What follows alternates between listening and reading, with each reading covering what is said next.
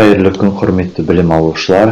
Бүгінгі дәріс тақырыбы білім берудегі телекоммуникациялар, синхронды және асинхронды байланыс құралдары, бейнеконференциялар мен вебинарларды ұйымдастыруға және өткізуге арналған бағдарламалық қамтамасыз ету, Teams, Microsoft Teams, Zoom, Google Meet және тағы басқа платформалар жөнінде өтетін боламыз. Жалпы ақпараттық коммуникациялық технологиялар дамыту білім беру үдерісінде үлкен маңызды құралға ие. Соңғы жылдардағы заман ағымына сәйкесті күнделікті сабаққа компьютер, электронды оқулық, интерактивті тақталар қолдану өте үлкен жақсы нәтиже беруде. Осы орайда білім беру жүйесінде электронды байланыс, оқу материалдарда компьютерді пайдалану, оқулықтарда интерактивті тапсырмаларды қолдану, интернетте жұмыс істеу, компьютерлік оқыту бағдарламалары, ақпаратты алмасу, интернет, почта, электрондық телеконференциялар, онлайн сабақтар арқылы іске асырылуда. Осы орайда интерактивті жүйе дербес компьютерді қолдану, магнитофон, бейнедискілі құралдар, теледидарлар кешендері негізінде құрылады. Білім алушы мен техникалық құралдар арасында екі жақты қарым-қатынас орнайды. Көрнекілік пен кері байланыс қамтамасыз етіледі. Осылайша оқытудың жаңа ақпараттық технологияларын, техникалық және адам ресурстарын және олардың өзара әрекеттесуін ескере отырып, білім беру платформаларын оңтайландыру үшін рецессивті және интерактивті түрдегі электронды оқытуды жасау және жүзеге асырудың жүйелі әдісі деп санауға болады. Осы орайда қашықтан оқыту барысында ақпараттық технологияларды пайдалану арқылы кері байланысты беру түрлерін атап өтетін болсақ, бұл жерде бейнеконференциялар арқылы, жалпы чаттар арқылы және жеке хат-хабарлар жолдау арқылы жүзеге асырылады. Бейнеконференциялар дегеніміз бұл яғни кері байланыс оқушылармен бетпе-бет оқыту арқылы қандай да бір нәтижеге қол жеткізу туралы ой пікірін талдауға негізделеді.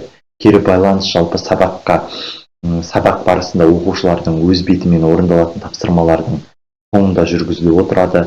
Бұның мақсаты жалпы біздерде еске түсіру, өзінің сабақ барысындағы іс-әрекеттеріне баға беру, талдау және мәселені шешу жолдарын іздестіру болып табылады.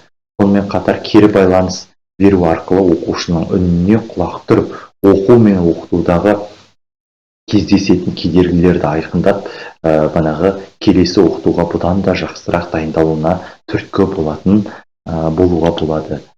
Осы орайда мұғалім кері байланыстың түрі бар. Үш түрі: біріншісі көңіл күй мен эмоциялық жағдайына тұтуға арналған кері байланыс, екінші сабақтағы іс-әрекетке қатынасты кері байланыс, үшіншісі оқу материалдарының мазмұнына берілетін кері байланысты атап өтеміз. Сонымен қатар біздерде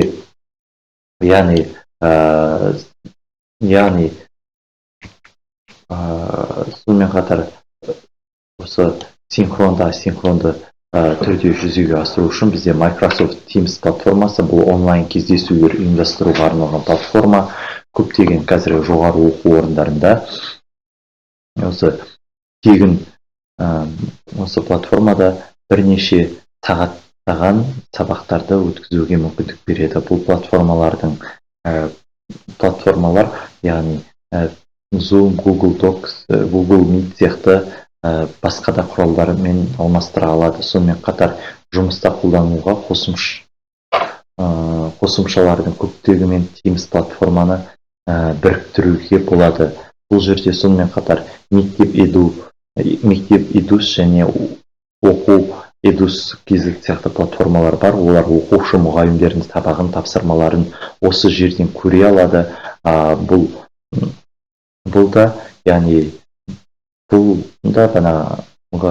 Бұл жүйе мектеп берген логин парольді енгізу арқылы кіреді, яғни жүйеге қосылған соң тапсырмалар бөліміне кіріп, қажет сабақты тыңдап, үй тапсырмасын орындағаннан кейін оны файл немесе мәтін түрде мұғалімге жіберуге болады. Ал мұғалім болса, осы негізде бақылауында ұстап, әрбір сыныптарды осы тапсырмалар тексеру арқылы бағалау мүмкіндігіне ие. Және OPEC-KZ, яғни оқушы мен мұғалім берген тапсырмаларға кірген соң, тапсырмалар туралы деректерді, яғни оқу материалдарын, сілтемелерді және орындауға арналған тапсырмалар тізімін көреді. Тапсырманы орындаған соң, тапсырмалар бетінде жауаптарды сақтау қажет. Оқушы өз материалдарын қосу, сілтемеге өтіп, және қажетті файлдарды жүктеу арқылы осылай мұғаліммен тікелей байланыста бағанағыдай сабақ өткізуге, онлайн сабақ өткізуге, офлайн бағанағыдай онлайн асинхронды, синхронды байланыс орнатуға үлкен бағанағыдай мүмкіндіктерге ие бола алады. Келесі, тест өткізу арқылы кері байланыс алу, яғни көптеген бұл жерлерде тек қана синхронды, асинхронды мүмкіндіктер арқылы біздер онлайн өткізілген сабақтан сол қолданылған сабақта қолданылған түсіндірілген әдістерді тестілеу арқылы әртүрлі осы платформаларда, аталған платформаларда өзінің тестілеу тапсырмаларын асинхрон түрде орындап, бағалауға және сол сабақтағы алған нәтижелерді бекітуге мүмкіндік алады. Осылайша онлайн білім беру әлемінде оқушыларға асинхронды немесе синхронды жүйеде кері байланыс беру жолдары, бұл яғни коммуникациялық тәсілдерінің жиынтығына сүйенетін мұғалім оқушыларға білім беру тәжірибесінен көп нәрсе алу үшін анық, жиі және тиімді қарым-қатынас жасай алуы керек.